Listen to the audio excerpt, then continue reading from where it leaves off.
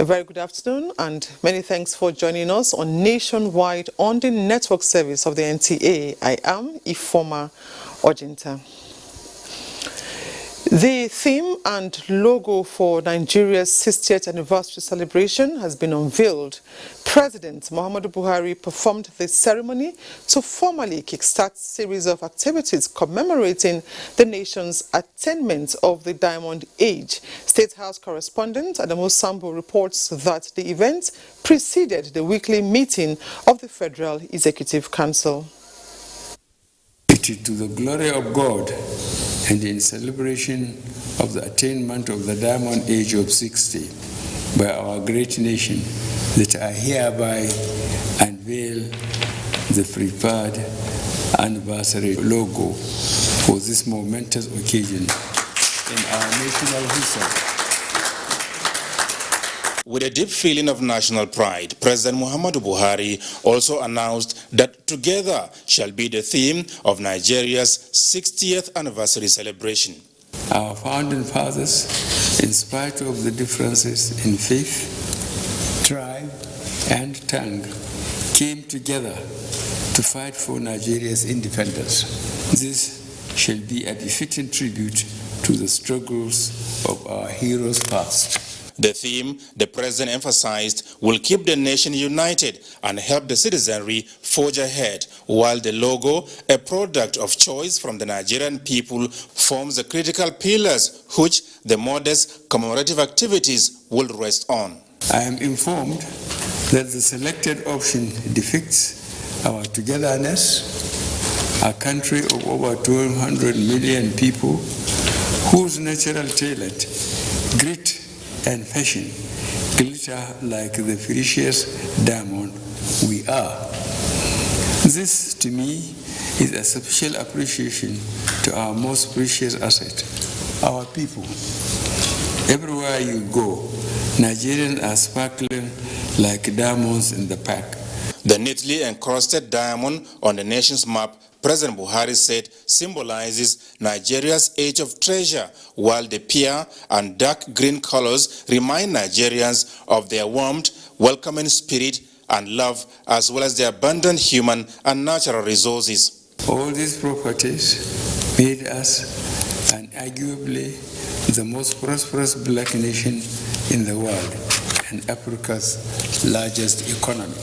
As we celebrate this anniversary, this government will work towards greater inclusiveness and look forward to the participation of all Nigerians. For the chairman, Interministerial Committee on the Anniversary Celebration and Secretary to the Government of the Federation, Boss Mustafa, the historic event is just the beginning of the various commemorative activities expected to last 11 months. The preference for a year-long celebration is to create opportunities for ownership and ensure that the edifying elements of our nation are made to propel our various individual and collective action.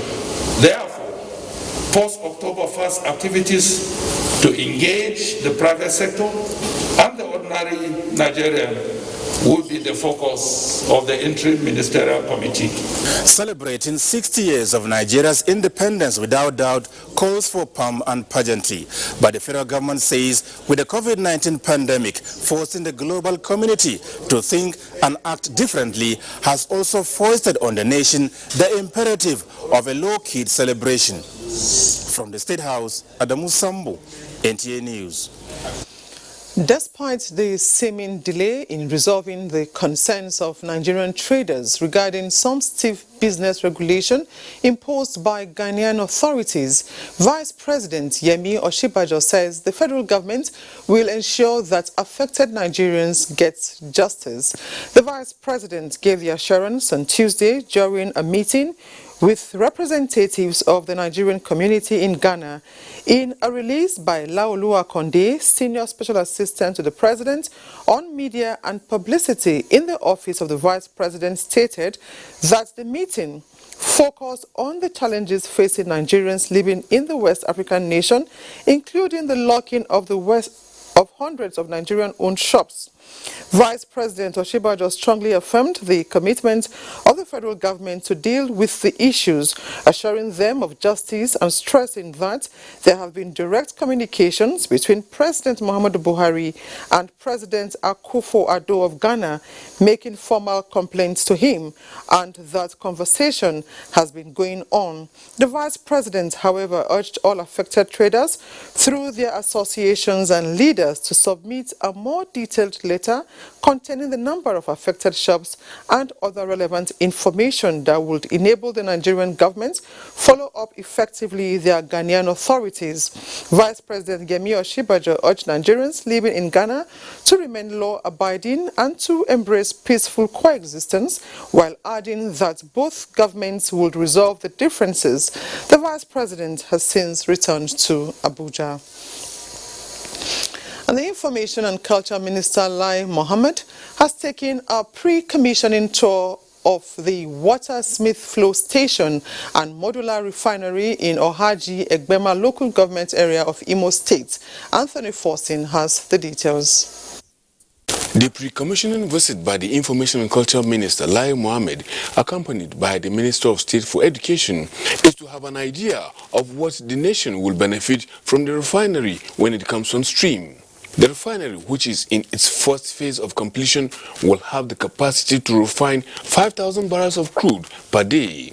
Chairman of Watersmith and the Chief Executive Officer of the refinery briefed the minister and his entourage, among them the governor of Imo State, the success story of the modular refinery.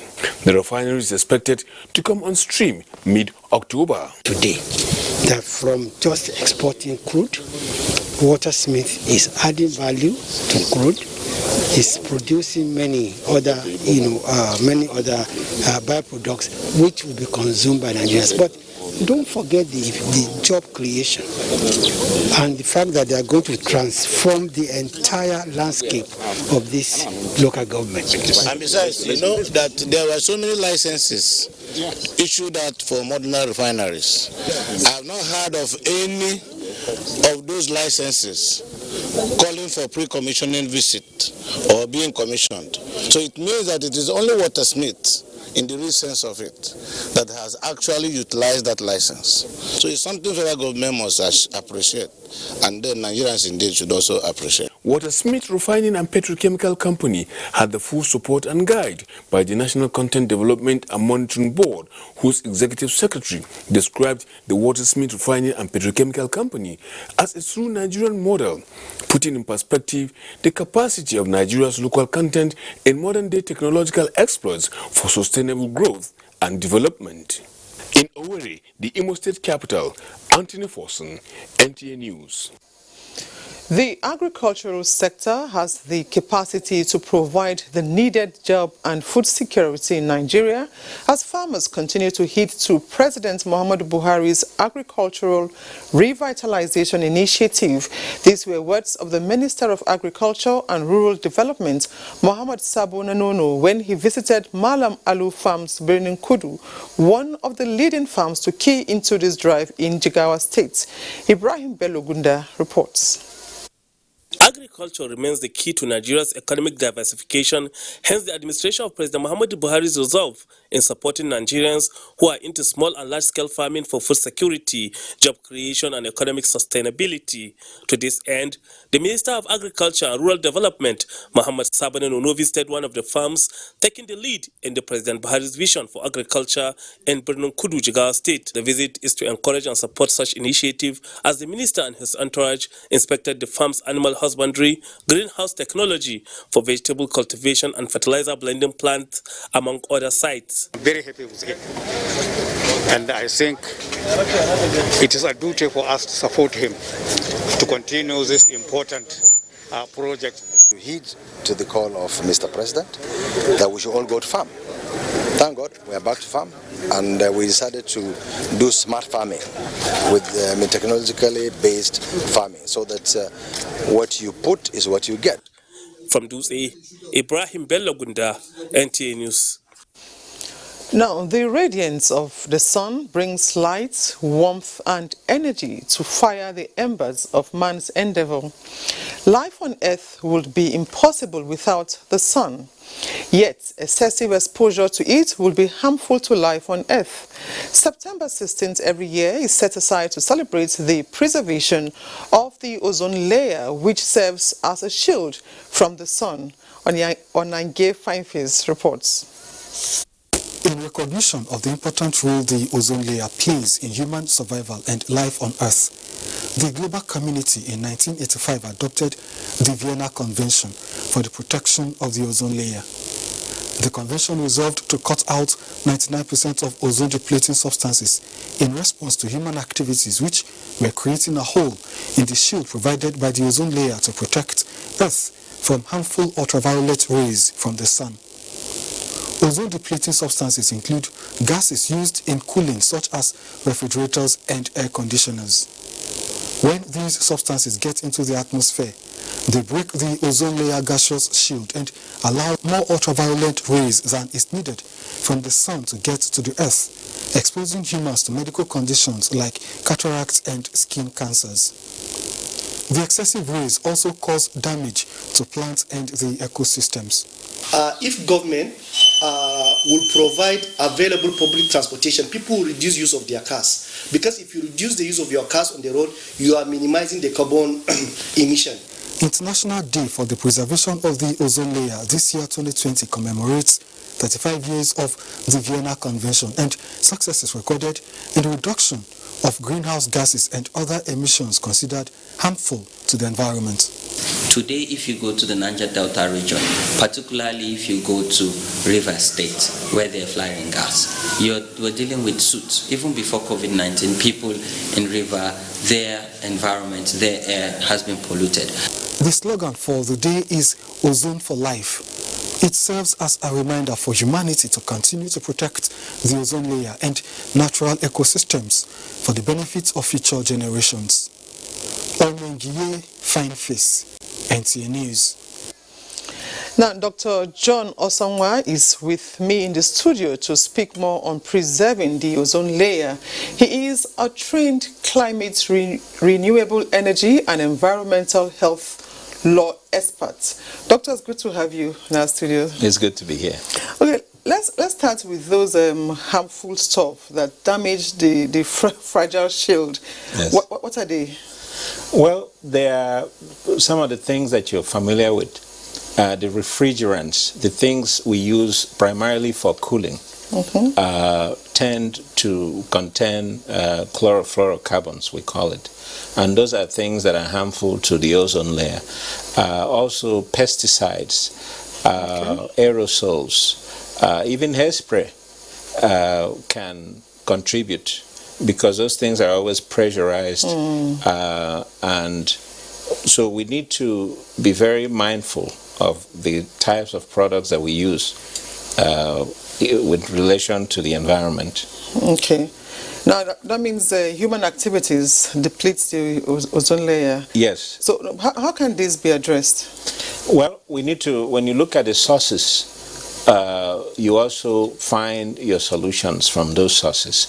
We are converting to gases that are not as harmful anymore.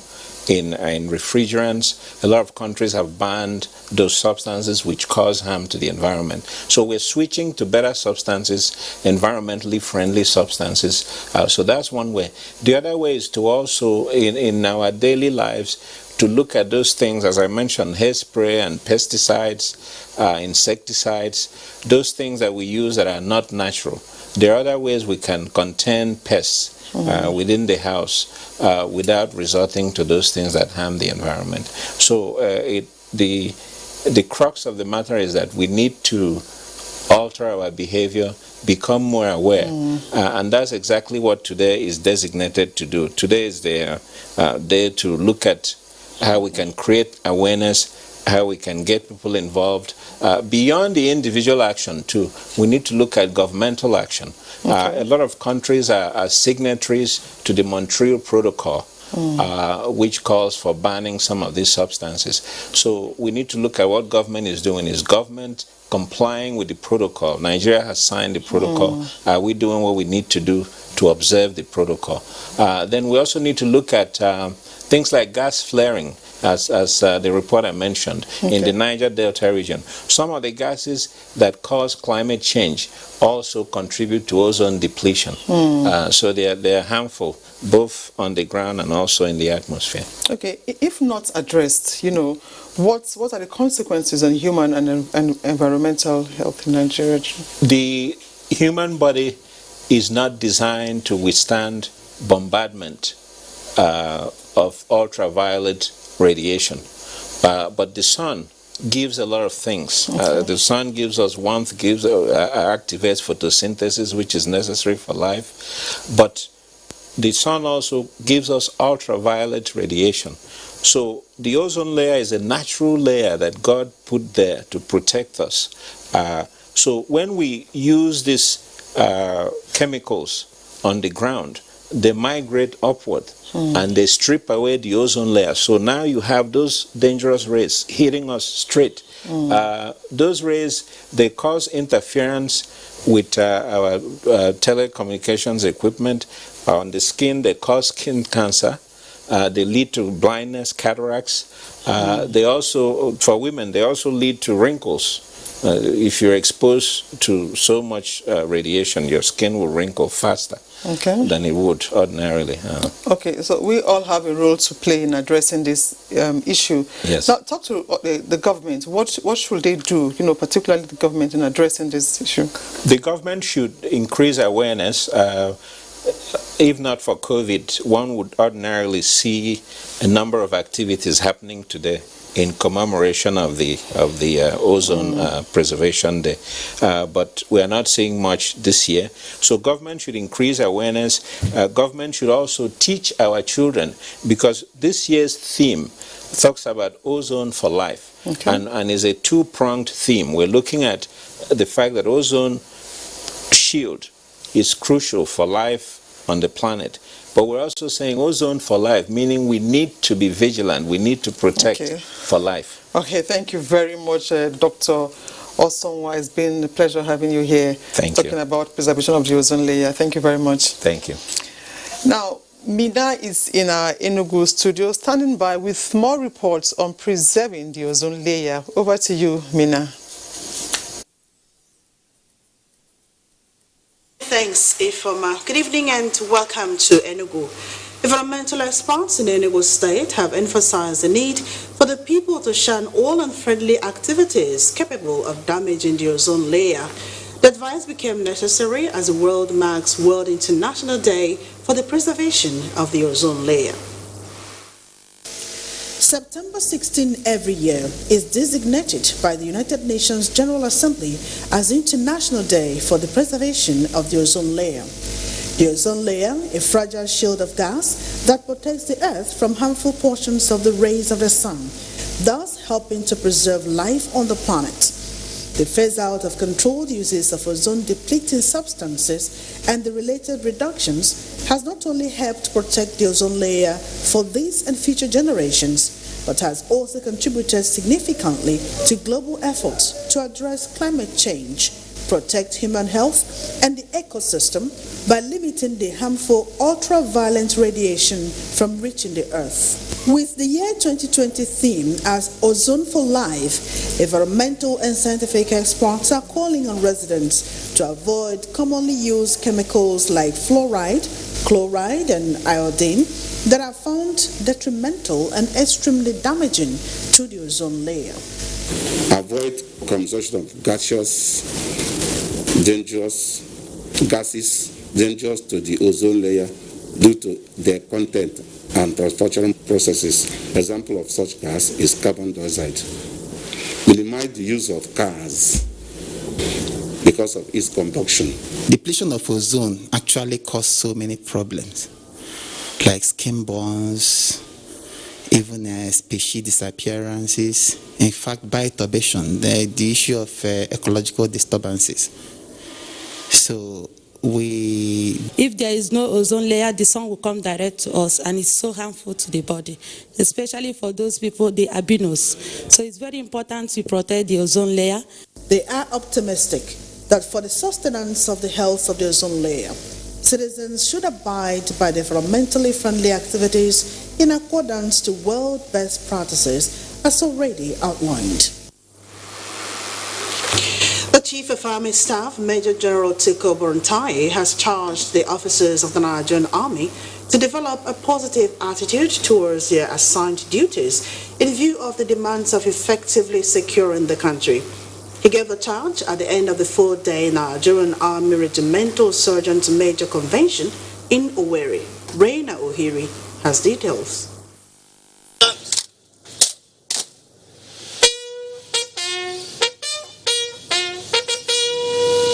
The one-week convention of regimental sergeant majors exposed them to the dynamics of professionalism, aimed at enhancing responsiveness in the discharge of their duties.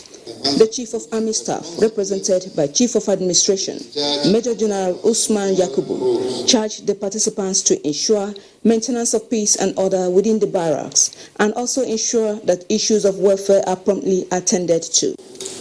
I therefore urge you to henceforth ensure strict observance of the traditions, customs, and ethics of the Nigerian Army, as well as step up regimental activities in your various formations. The Chief of Administration and Commander 34 Artillery Brigade, Brigadier General Yusuf Tukura, charged the participants to put the lessons learned to practice in order to achieve the vision of the Chief of Army Staff for the Nigerian Army. It is also expected that the lessons learned will be put to good use for the overall benefit of your units, formations, and the Nigerian Army at large. Some of the participants speak on the outcome of the convention. A lot of issues have been discussed to build in the confidence of the RSMs, to make them more professionals in discharging their duties in the field. We've learned how to go back home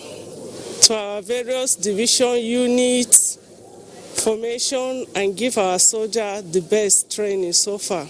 In Owerri, Reina Ohiri, NTA News. And that's a contribution from Enugu. More reports in our Lagos Network Center after this commercial break.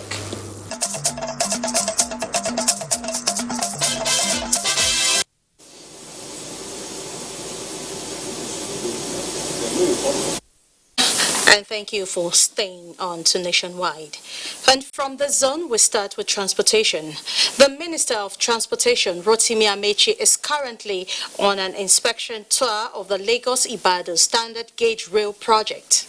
The monthly exercise gives the minister the opportunity to monitor the progress of work done and point out observations.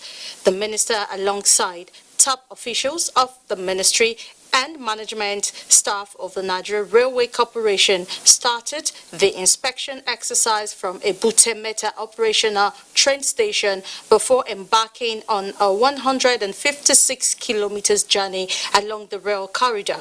While observing the pace of work at Wakbalanto, the minister expressed dismay at the level of work done, urging the contractor to speed up efforts at completing the project.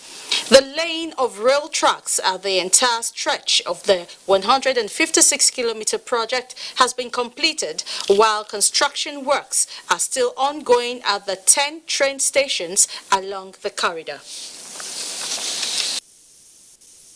Now, as part of the determination of the Nigeria police to ensure safety of lives and property in Edo State during the governorship election slated for this weekend, 1,000 officers from the Lagos State Command have been deployed to the South State. Nosa Osula reports. The Commissioner of Police, Lagos State Command, Hakeem Odumosu, wants the officers and men deployed for the electoral duty to be of good conduct and exhibit professionalism in discharging their duties before, during and after the election. The DIG is leading the team. We have about 4 AIGs there. We have about 20 CPs and about 45 AACs. Assistant Commissioner of Police mobilized from all police formations in the country. Odumosu also assured the officers on improved welfare packages for police personnel detailed for the Edo Special Duty as approved by the Inspector General of Police to encourage and boost their morale. We are going now, inspect a lot of abuses, inspect a lot of blackmail, inspect a lot of provocation, just to provoke you and divert your attention why they want to snatch ballot box. At the end of the day, it's the police there that's going to write.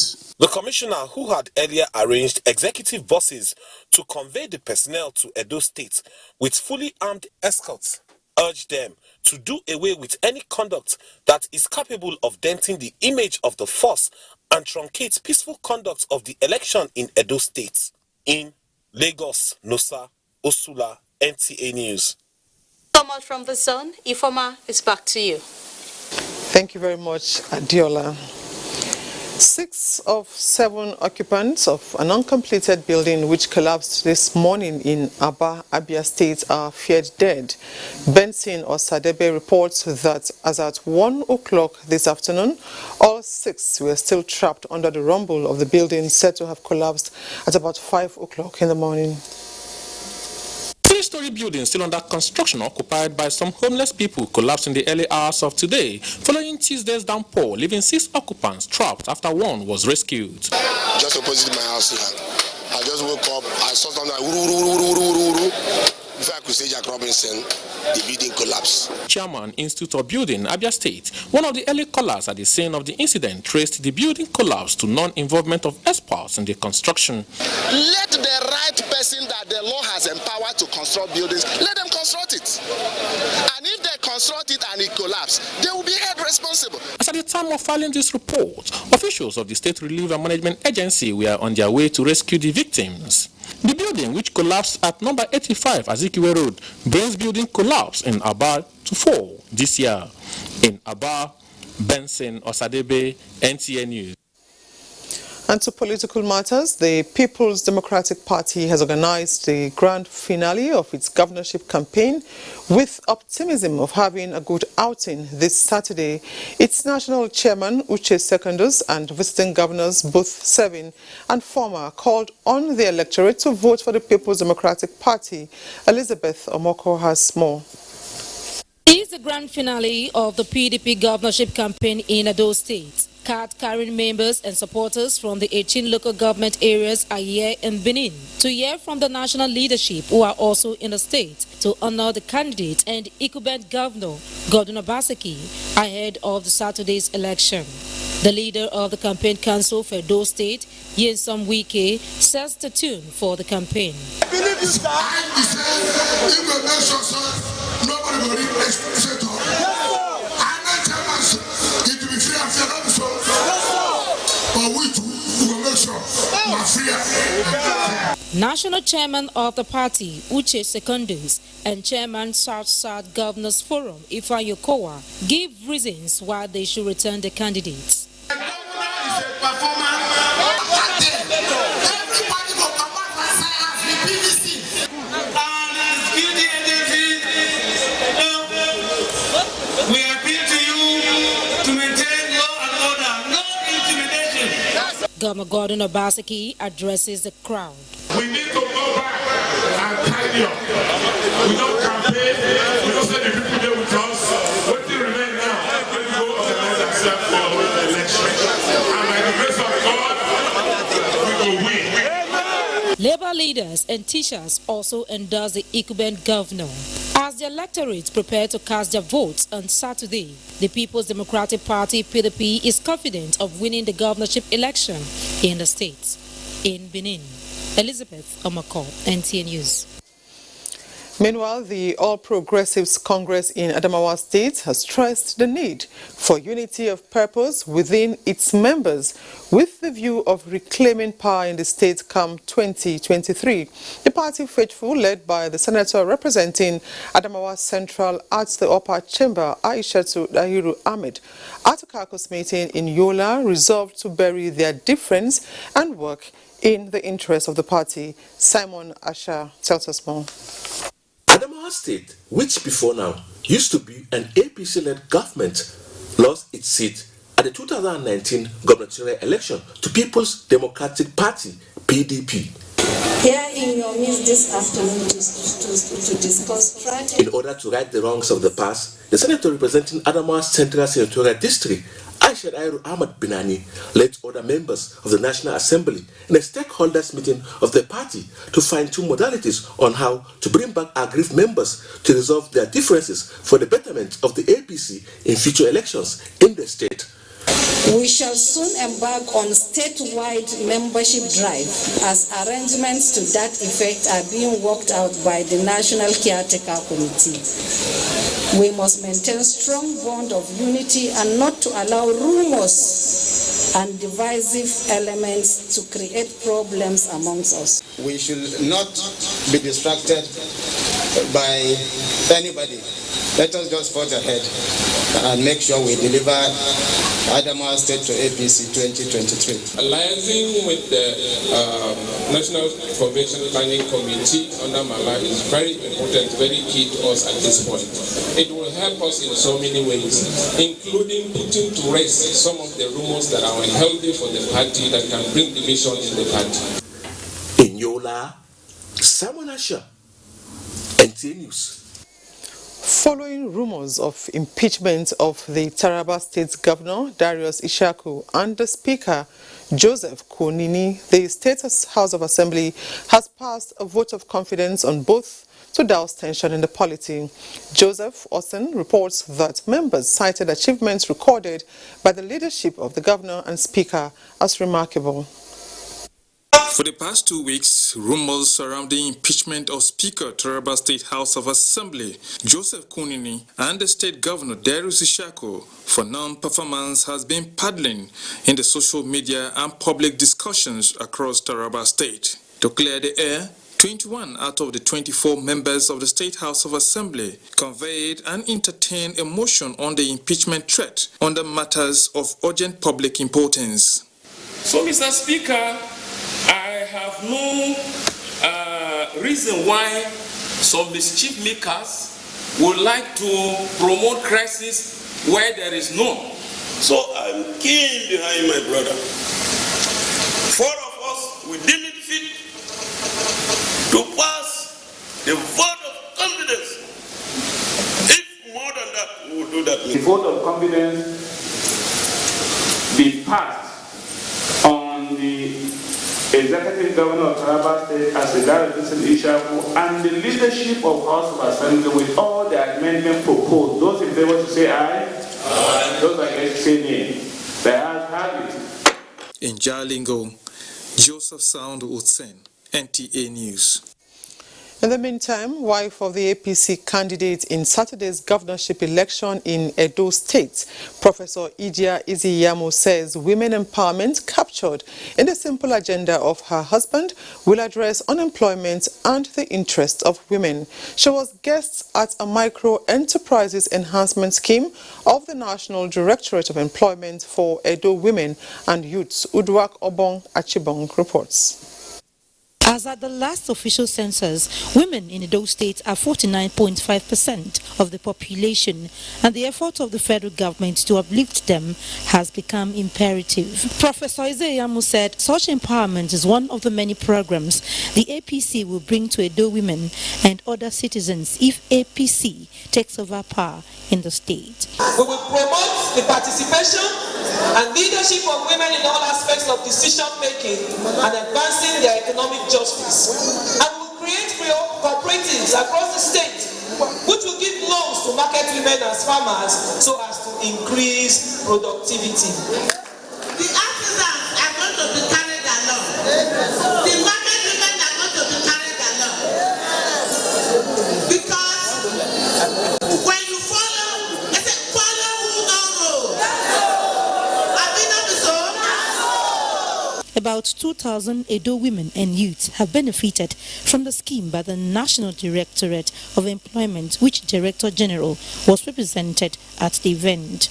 In Benin, Udakobong Achibong, NTA News. We now take you to Sokoto for more reports, and Nura is our guide.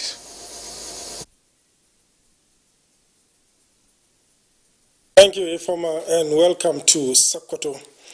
The National Emergency Management Agency, NEMA, has handed over 122 truckload of grants to Sokoto State Government for onward distribution. Sheikh Muhammad Dati reports that the palliative is meant to cushion the effect of COVID-19. The report. This is the physical presentation to Your Excellency. Yes. Maize? Yes. Guinea corn and millet. It is long anticipated, but the much needed palliatives from the federal government to Sokoto State is here. Balarabe Njaji says life has been tough before now, but the food relief from the federal government is the cause to smile.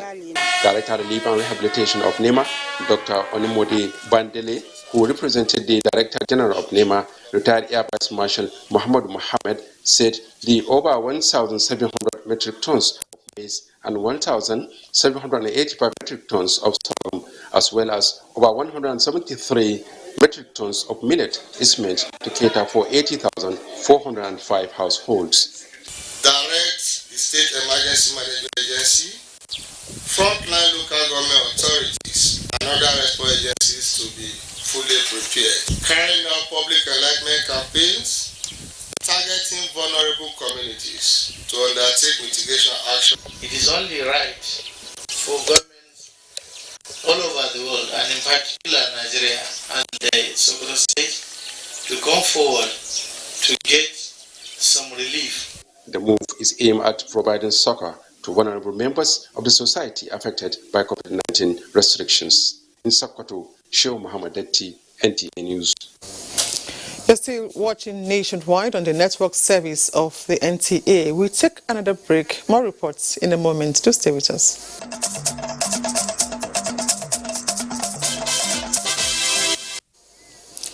Now, Jos is next with Felicia as our guide on Nationwide. Felicia. Thank you, Ifoma. Welcome to Jos. In furtherance of its desire to increase access to quality healthcare services and promote welfare of citizens, Plateau State Government has launched its social health insurance scheme, Plus Tremor, to cater for the health need of citizens. Governor Simon Lalong, while flagging off the enrollment of the scheme, says his administration is determined to leave lasting legacies in all sectors of the state. Priscilla Grumnan reports. It is in response to achieving the United Nations Sustainable Development Goals of universal health coverage and reaching the health needs of citizens, irrespective of socio-economic status and at affordable cost, that the Plateau State Contributory Healthcare Management Agency was conceived. Seated in your room, you can enroll. In this hall, you can enroll. Anywhere you can enroll. Farmers on the farms, market women, places where there are no internet access, you can enroll. The global trend now is universal health coverage, and Nigeria cannot afford to lag behind.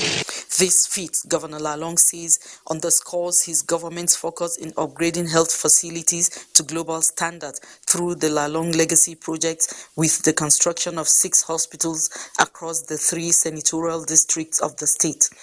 We are also taking the training of health professionals to the next level, as the Plateau State University, BOCOS, has concluded plans for the take-up of the Faculty of Health Sciences. This is backed up with the establishment of a proposed teaching hospital. Relevant players agree that the initiative is a driver for achieving equitable access to health care services. From the Government House, Little Rayfield, Priscilla Grumnan, NTA News. Now, taking cognizance of sound business principles, value addition and prudent deployment of resources, economists and entrepreneurs in Jos say will ensure the survival of the Nigerian economy during and after the COVID era.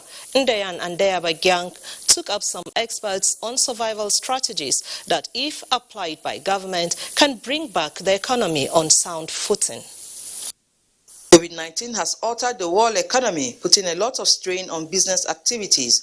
To keep afloat, governments and entrepreneurs have adopted various survival strategies. Think more long-term, and you can't think long-term without planning short-term, because it's your short-term strategy that makes you survive into the long-term. They also need to be open to their customers. Transparency is always good in every sphere of life. While commending the interventions of the federal government, especially the Economic Sustainability Plan, they call for proper coordination that will help attract investment in the economy on a sustainable basis. You follow me, I pay my tax. I'm in trouble. You come to bail me out. And that is a wonderful direction. That will be seen wonderful. And people will have more confidence, okay, in the tax system that is being operated. Unless we adopt a robust way that such monies could be transmitted from the source to the destination within a period of time. Prudent management of resources, the expert noted, will revive the economy. It's going to be everybody's hands on board. We're going to have a combination of the macro and the microeconomics. They were of the view that if the measures put in place by government are appropriately implemented and entrepreneurs adhere to sound business principles, the Nigerian economy will survive the COVID-19 era on a sustainable basis. In Jos, Ndanyan and Abuja, NTA News. Ifeoma, Jos is done. Is back to you for more on Nationwide.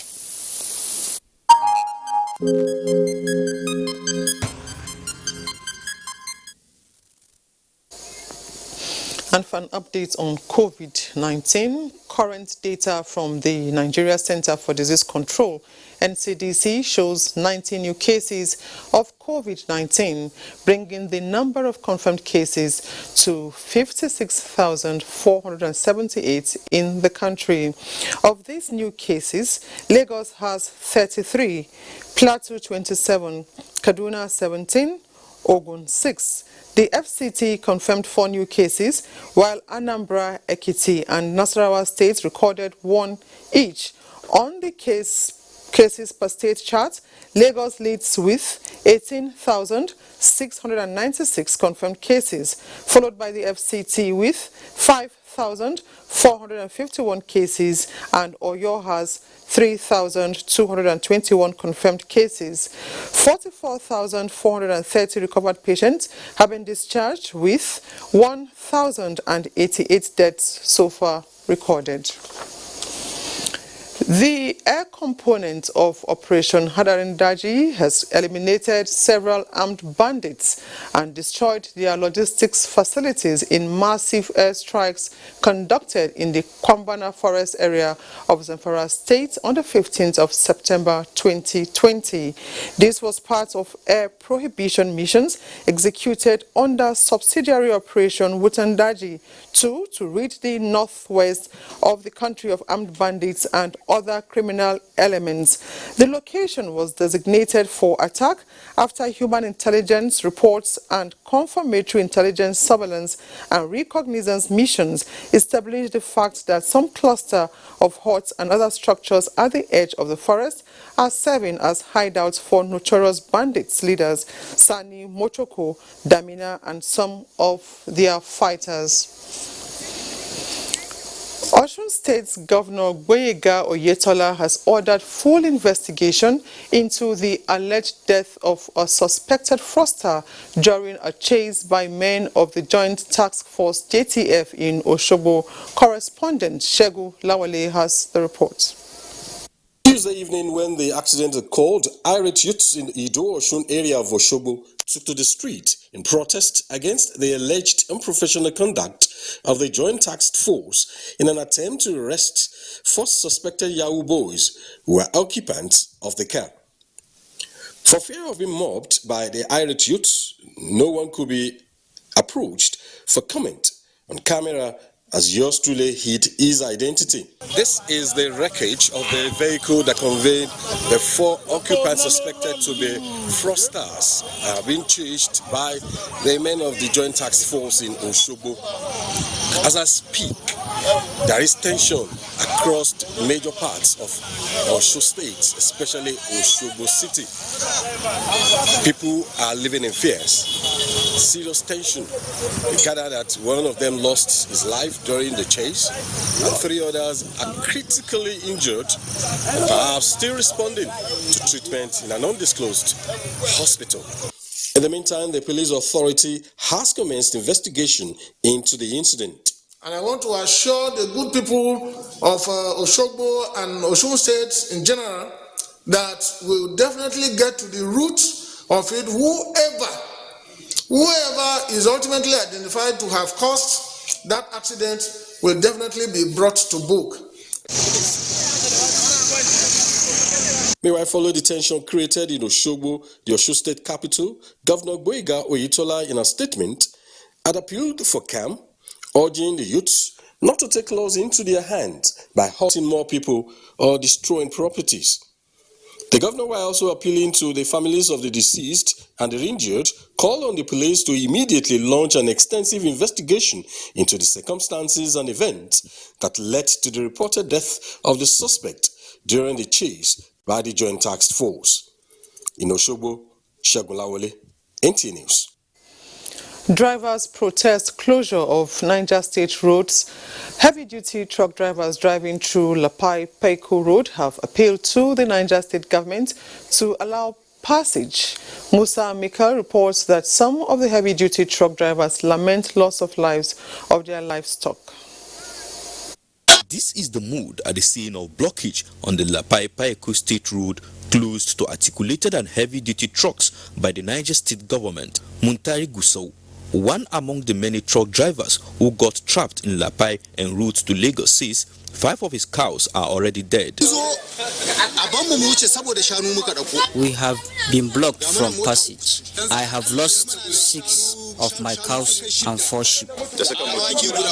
Many others like him narrate their ordeal. That has been blocked and we cannot pass through Lapai to Lambata due to bad road. Our trucks fall. They blocked this road and many people, they are stranded now. They don't know where to start. As at the time of filing this report, some protesting truck drivers had blocked the road, denying local commuters passage to or from Minna, the state capital. A farmer, however, mortgaged his farm for an alternative route from Paeko to Minna, charging smaller vehicles some token. It will be recalled that the state government earlier this month announced closure of all state routes to heavy-duty trucks starting from 15 this month. Musa Mikael, NTA News.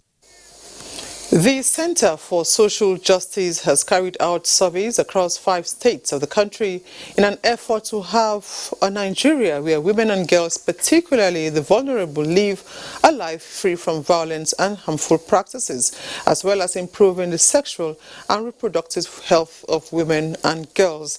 The 5 states include Adamawa, Ebonyi, the Federal Capital Territory, Lagos and Sokoto. Findings show that most women and girls have experienced one form of physical violence or another, in addition to a low school enrollment and completion challenges.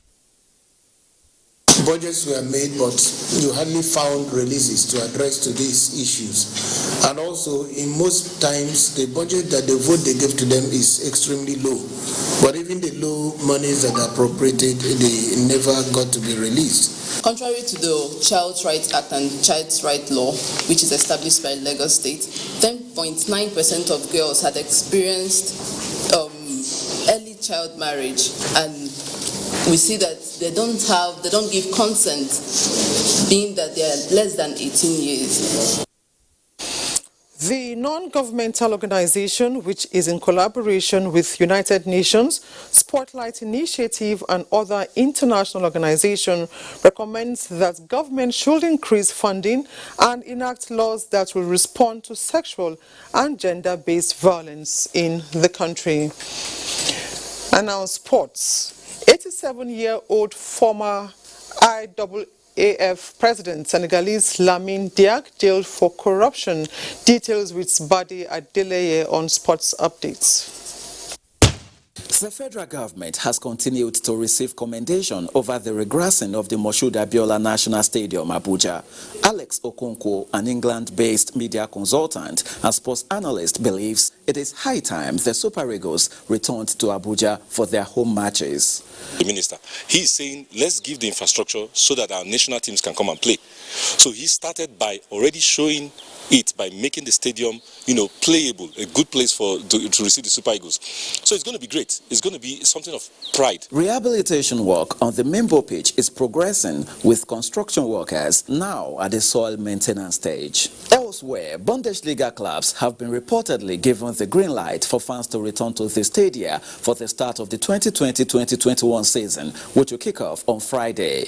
A trial will see the stadia filled with up to 20% of its capacity, with strict hygiene requirements and a ban on alcohol in the stands. In tennis, 17-time Grand Slam winner Novak Djokovic is back on court after his US Open disqualification as he beat Italian wildcard Salvatore Caruso 6-3, 6-2 to move to the round of 16 of the Italian Open. The world number one, who was disqualified in the fourth round at Flushing Meadows for hitting a line judge with a ball, will next face Gael Monfils. In the meantime, former World Athletics president Lamine Diack has been found guilty of corruption and sentenced to 2 years in prison. The 87-year-old, who was the head of track and field from 1999 to 2015, faced 5 charges related to an alleged cover-up of drugs tests for Russian athletes in return for bribes. The court also sentenced Diack to another 2 years of suspended jail time and fined him €500,000. With Sports Update, Badi Adeleye, NTA News.